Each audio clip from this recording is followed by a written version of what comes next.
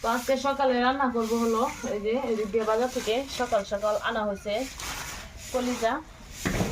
তো কলিজাটা অনেক বড়,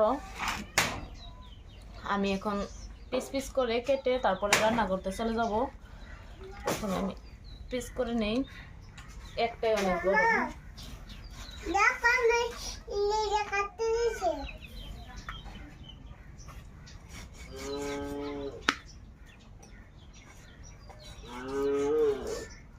আর তো কাজ কাম নাই, খালি আমার কাজের দিকদারি করবে। দেখেন এত ঠান্ডার মধ্যে কাপড় চোপড় খুলে মোজা খুলে আমার পিছনে যে লুকিয়ে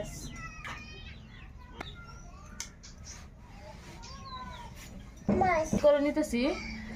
তো কলিজার ভুনা কিভাবে রান্না করি রেসিপিটা দেখতে হলে পুরো ভিডিওটা কিন্তু আপনাদের দেখতে হবে। তো সবটাই শেয়ার করব এই রেসিপিটা। কেটে কেটে নিছি পিস পিস করে, এই যে অনেকগুলা হয়ে গেছে, প্রায় একটা গাড়ি হয়ে গেছে। আর এদিক দিয়ে আগে থেকেই পেঁয়াজ রসুন আদা এগুলা কেটে বেছে রাখা হয়েছে। এখন ভালোভাবে ধুয়ে পরিষ্কার করে তারপরে গরম পানি দিয়ে সিদ্ধ করতে হবে। তো ভালোভাবে ধুয়ে পরিষ্কার করে নিয়েছি। আর এদিক দিয়ে পেঁয়াজ রসুন কাঁচামরিচ আদা সবকিছু একসাথে সুন্দরভাবে পরিষ্কার করে ধুয়ে রেডি করে নিয়েছি।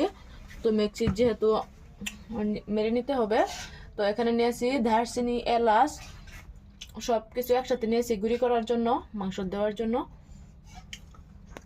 তো এখন সবকিছু মিক্সিতে মেরে নিব।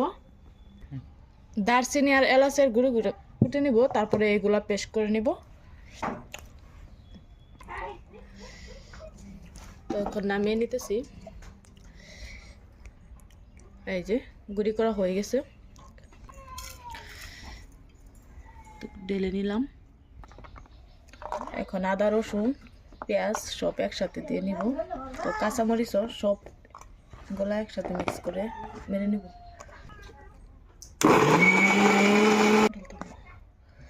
তো এই যে খুব সুন্দরভাবে পেস্ট করা হয়ে গেছে একবারে অল্প সময়ে। তো গ্যাসটা জ্বালিয়ে কড়াইটা বসায় নিছি, অল্প পানি দিয়ে দেবো।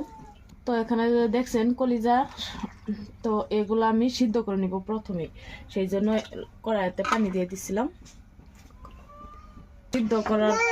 সিদ্ধ করে নিলে কিন্তু ভালোভাবে রান্না করে খাওয়া যায়। তো অনেকে আছে সিদ্ধ না করে কিন্তু রান্না করে ফেলে।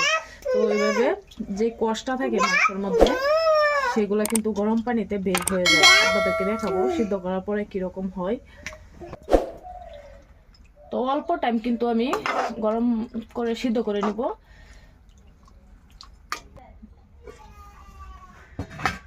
এই যে সিদ্ধ করা হয়ে গেছে, এখন তুলে নিব। দেখেন কি ময়লা বের হয়েছে, দেখছেন?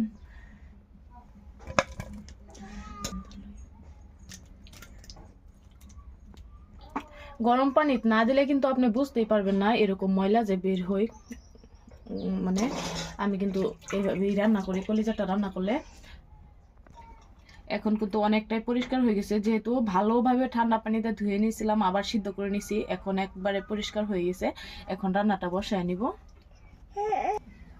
তো প্রথমে আমি শুকনো মরিচের গুঁড়ো দিয়ে দিতেছি, হলুদের গুঁড়ো,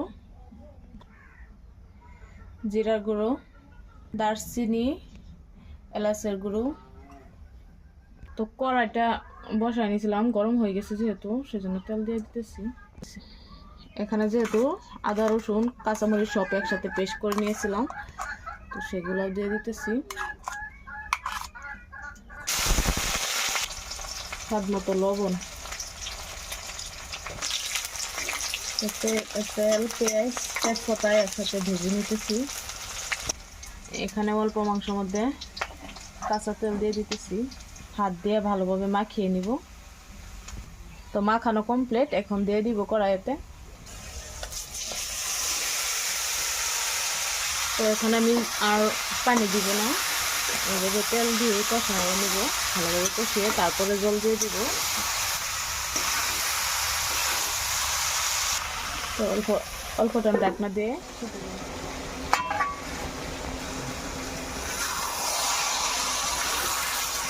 তো এই যে পুরোপুরিভাবে আমার কলিজার রেসিপিটা মানে কলিজাটা কষানো হয়ে গেছে। তো এখানে আমি পানি গরম করে রাখছিলাম, যেহেতু গরম পানি দিব মাংস অল্প।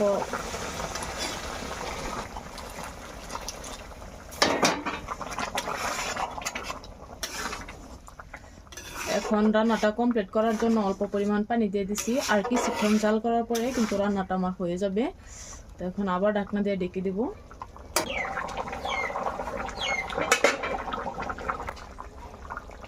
তো এখানে দেওয়ার জন্য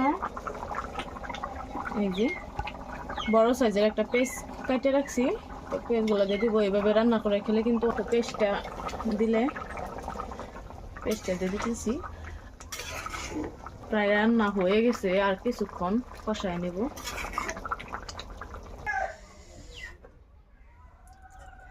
তো আমার রান্নাটা হয়ে ঝাল ঝাল হয়েছে, খাইতে কিন্তু অনেক মজা লাগবে এভাবে রান্না করলে।